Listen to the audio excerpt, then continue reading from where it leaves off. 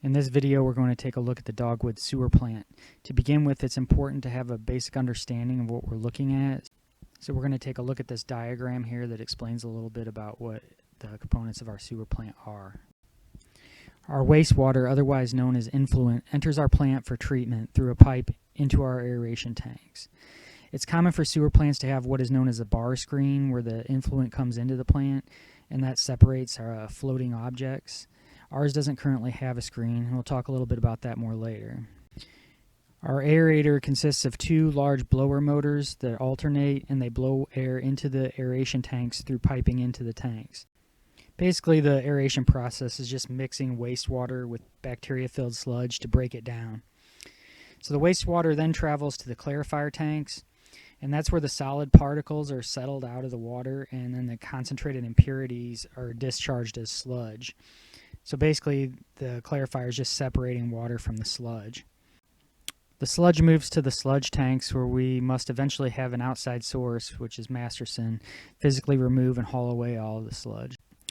The water that is separated from the sludge will leave our sewer system and drain into the creek behind it. But before doing so, we have to treat it with chlorine to kill all the contaminants. We cannot drain highly chlorinated water directly into the creek without dechlorinating it first. So it flows through a pipe where we feed the chlorination tabs to chlorinate it, and then it flows through an area where we feed dechlorination tabs to remove the excess amounts of chlorine, and then it flows into the creek behind the plant. So here we're going to take a quick look of the components that I described in the diagram. We have our aeration tanks, and then our blower motors are stored under that cover, and the tank there is the clarifier tanks. These here are the sludge tanks, and you can see Don is skimming them using a pool skimmer. This is the waste that comes out of them. These are all four tanks are sludge tanks. The grate in the back is where the chlorination area is, where we feed chlorination tablets. This area down here is where the dechlorination tabs feed dechlorination tablets, and this is the creek that the wastewater eventually drains out of.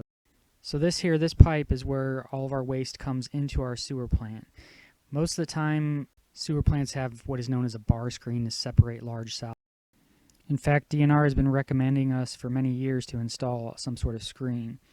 Since we don't currently have a bar screen, Don has to come down about once a week and use a pool skimmer to skim out all the solids that aren't being separated where they come into the sewer plant.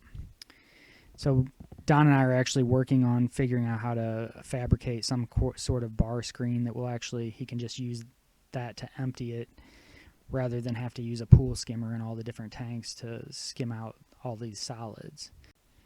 As you can see right now, he has to open up each tank by lifting the big heavy grate up, take a pool skimmer, skim out all the solids, and then go dump it in the trash can.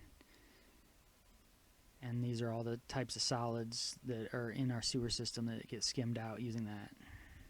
As I was down filming this video, I started looking at all of the piping that are in the sewer system, and you can see that there are a lot of areas where the pipes have been rusted away, and we've used hoses to replace what was once metal pipes. If you look closely at some of these pipes going down into the sewage plant in the water, you can see that here there's some hoses. Others, there's just a large amount of rust on these pipes, where the pipes are either rusting out or have already rusted out and just been replaced with hoses.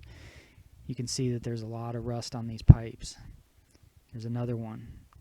I don't know what it looks like down deeper, but just by looking at these pipes, you can tell that they're rusting away pretty good.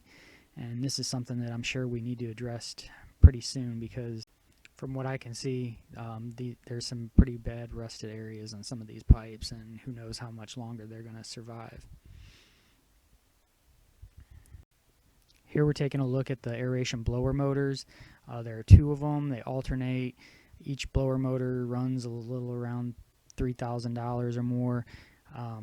One is currently dated 2018. The second one is a used one that we got from Masterson. I don't know the age or date on it, so I don't have any of the specifications. So it's hard to determine a life expectancy of it. This is a picture of the sludge tanks. Last year, Masterson hauled away 14,000 gallons of sludge. It costed the park $3,500, and he has increased his prices a bit this year. To help you visualize, this is the chlorination dispenser that Don has to add chlorination tablets to chlorinate the waste. This is the dechlorination dispenser that he has to add dechlorination tablets to dechlorinate the waste before it goes out into our creek behind us. So let's consider what would happen if the sewer plant were to fail. We would have no sewer for the clubhouse or the caretaker's house. There would be no sewer for the bathhouses. None of the lots on the sewer system would have sewer. And there would be increased fees to pump tanks since they would no longer be able to dump tanks into our sewer system, and they would have to haul it off-site to a different place to dump. We also have to look at increased fees this year. Masterson increased the prices in 2022. Quarterly testing went from $325 to $350, which is a $100 a year increase. Monthly maintenance went from $275 a month to $300 a month, which is a $300 a year increase. Sludge hauling went from 25 cents a gallon to 27 cents a gallon. Last year he hauled 14,000 gallons of sludge at a cost of $3,500. The equivalent cost for this year would be $3,780, or basically $280 more than it was last year. Last year's cost for the sewer plant would be an additional $680 at this year's prices. This doesn't account for the increase in Bathhouse 3 pumping or the tablets that he also is charging more for.